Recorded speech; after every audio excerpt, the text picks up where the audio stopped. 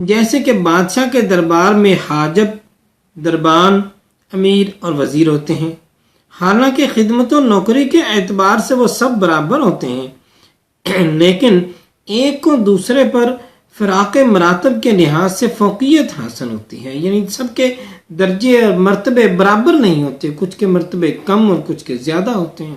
اسی طرح ایمان کی حقیقت میں تمام مسلمان برابر ہیں، یعنی جیسے بادشاہ کے تمام وزیر، مشیر، امیر، دربان، دروازے پہ کھڑا ہوا حاجب، یہ سب لوگ نوکری تو کر رہے ہیں، اور صفت نوکری میں، صفت خدمت میں سب برابر ہیں کہ سب نوکر ہیں، سب خادم ہیں، لیکن ہر ایک کا کام مختلف ہے، ہر ایک کا درجہ مختلف ہے، ہر ایک کے اختیارات مختلف ہیں، تو اسی ترتیب سے ان کے مقام اور مراتب اور مدارج، ان کی عزت اور جاہ و حشمت میں بھی تفریق ہے، فرق ہے۔ بین ہی ایمان کی بھی حقیقت میں، حقیقت ایمان میں، وجود میں، اس صفت میں سب مشترک ہے کہ سب میں تھوڑا تھوڑا پایا جاتا ہے۔ کم از کم اتنا تو ہے کہ سب نے اللہ کو ایک مانا اور محمد رسول اللہ صلی اللہ علیہ وسلم کو اللہ تعالیٰ کا نبی اور آخری رسول مانا، اور اس کے بعد کتابیں اور قیامت کا دن اور سب چیزیں، جتنی بنیادی ایمان کی باتیں ان پر سب مسلمان مشترک ہیں۔ لیکن اس سب کے باوجود کوئی گناہ گار بھی ہے، کوئی تابع دار بھی ہے، کوئی عالم بھی ہے، کوئی جاہل بھی ہے، کوئی مقتدی ہے، کوئی امام ہے، کوئی استاد ہے، کوئی شاگرد ہے، کوئی سیکھتا ہے، کوئی سکھاتا ہے، کوئی بڑا ہے، کوئی چھوٹا ہے۔ کیسے؟ یہی وہ فرق ہے جس کو حضرت دادا صاحب وضاحت فرمانا چاہ رہے ہیں، کہ اسی فرق کی بنا پر خصوصیت کا انکار نہیں کیا جا سکتا۔ خصوصیت کا انکار ہر معنی کا انکار ثابت ہوتا ہے۔ دادا صاحب ولایت کے کچھ رموز و اشارات بیان فرماتے ہیں، ولایت کے معنی کی تحقیق میں مشائخ کے متعدد رموز و اشارات موجود ہیں، حتی المقدور ان کے مختار رموز کو بیان کرنا ممکن نہیں، لیکن جتنا ممکن ہے وہ کوشش کرتے ہیں۔ چنانچہ حضرت ابو علی جرجانی رحمۃ اللہ علیہ فرماتے ہیں کہ ولی وہ ہے جو اپنے حال میں فانی اور مشاہدہ الہی میں باقی ہو، اس کے لیے ممکن نہ ہو کہ اپنے حال کی خبر دے اور نہ اسے غیر اللہ سے سکون و قرار ہو، یعنی ایسا شخص جو اپنے حال میں فانی ہو چکا ہے اور مشاہدہ الہی میں ہی وہ باقی ہے، اس کو اللہ تعالیٰ کے مشاہدہ سے ہٹنے پر موت نظر آئے، وہ اپنے حال کی خبر تو نہ دے لیکن ہر وقت وہ مشاہدہ الہی اور اللہ تعالیٰ کی طرف متوجہ رہے، اور اسے اللہ کے سوا اس کی مخلوق، اس کی جتنی بھی چیزیں ہیں، ان میں سے اگر کسی کے ساتھ بتقاضا بشریت کسی وجہ سے کچھ بات چیت، کچھ معاملہ کرنا بھی پڑے تو اس کو کوئی سکون و قرار نہ آئے۔ تشریح میں فرماتے ہیں کیونکہ خبر دینا تو بندے کے احوال کے قبیل سے تعلق رکھتی ہے، جب بندے کے احوال ہی فنا ہو گئے تو اس کی خبر دینا کیسے درست ہو سکتا ہے؟ جب وہ خدا کے سوا کسی سے آرام پا ہی نہیں سکتا تو اپنے احوال کی خبر کسی دوسرے کو کیسے دے سکتا ہے؟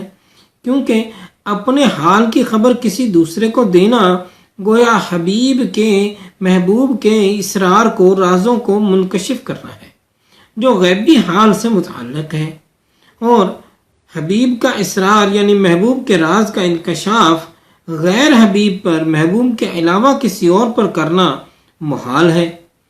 نیز جب ولی مشاہدے سے ہوتا ہے تو مشاہدے میں غیر کی رویت، غیر کی طرف دیکھنا ہی محال ہے۔ جب غیر کی رویت تک کا امکان نہیں تو غیر سے سکون و قرار تو بعید از قیاس ہے۔ جب غیر کو دیکھ ہی نہیں سکتا، دیکھنا ہی اس کے لیے مشکل ہے، محال ہے، تو پھر اس کو غیر سے سکون و اطمینان کہاں سے ملے گا؟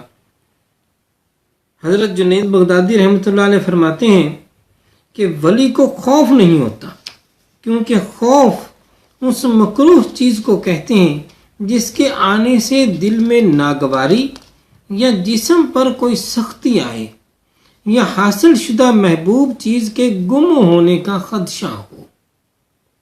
کیسی پیاری بات ہے۔ ولی کے پاس اتنا وقت ہی کہاں کہ وہ آنے والے لمحات کا خوف کرے۔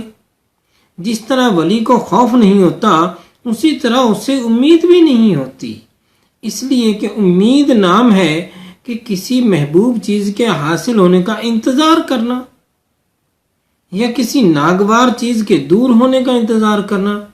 یہ دوسری بات بھی وقت کے قبیل سے ہے اور ان کے پاس اتنا وقت نہیں ہوتا۔ اسی طرح ولی کو کوئی غم بھی نہیں ہوتا کیونکہ غم وقت کی تلچھٹ ہے۔ جو شخص رضا کی روشنی اور شکر کی چاندنی میں ہو اسے غم کہاں؟ اللہ تعالیٰ اسی کی خبر دیتا ہے کہ خبردار، اللہ کے ولیوں کے لیے نہ کوئی خوف ہے اور نہ کوئی غم و فکر۔ اعلیٰ بذکر اللہ تطمئن القلوب۔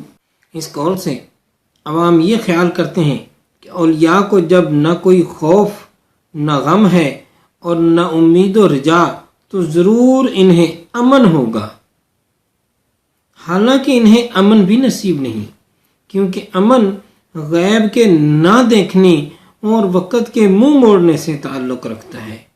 یہ تمام اوصاف ان کے ہوتے ہیں جنہوں نے اپنی بشریت کو نہ دیکھا ہو۔ وہ تو ہر صفت سے بے نیاز ہو سکتے ہیں۔ خوف و غم اور امید سب نفس کے نصیبہ میں ہے۔ جب بندہ اپنے نفس کو فنا کر لیتا ہے اس وقت بندہ کی صفت رضا و تسلیم بنتی ہے، اور جب رضا کا حصول ہو گیا تو مشاہدہ الہی میں استقامت پیدا ہو گئی۔ استقامت پیدا ہو کر تمام احوال سے کنارہ کشی ظاہر ہو گئی۔ پھر کہیں جا کر ولایت دل پر منکشف ہوتی ہے اور اس کے معنی باطن پر ظاہر ہوتے ہیں۔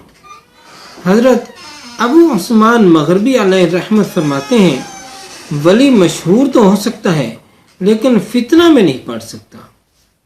ایک اور بزرگ فرماتے ہیں ولی گمنام تو ہو سکتا ہے لیکن مشہور نہیں ہو سکتا۔ ان بزرگوں کے نزدیک ولی کی گمنامی کی وجہ یہ ہے کہ وہ شہرت سے بچتا ہے، کیونکہ شہر میں فتنہ ہے۔ اس میں حضرت ابو عثمان نے فرمایا کہ جائز ہے کہ ولی مشہور ہو لیکن اس کی شہرت موجب فتنہ نہ ہو، اس لیے کہ جھوٹی شہرت میں فتنہ ہوتا ہے، مگر جب ولی اپنی ولایت میں صادق ہے تو یہ شہرت موجب فتنہ نہیں اور جھوٹے پر ولایت کا اطلاق نہیں، یعنی جو جھوٹا ہے وہ ولایت حاصل نہیں کر پاتا، اور جھوٹے کے ہاتھ پر کرامت کا ظہور بھی ناممکن و محال ہے۔ اس ارشاد کے بموجب لازم آتا ہے کہ صادق ولی کے زمانہ سے فتنہ دور ہو جاتا ہے، اور ان دونوں قول سے یہ بات بھی مترشح ہوتی ہے کہ ولی خود کو نہیں جانتا کہ وہ ولی ہے، کیونکہ اگر آگاہی ہو جائے تو مشہور ہو جائے گا اور اگر آگاہی نہ ہو تو فتنہ میں پڑ جائے گا۔ اس کی تشریح مزید طوالت چاہتی ہے جس کی یہاں پہ گنجائش نہیں ہے، پھر کسی مجلس میں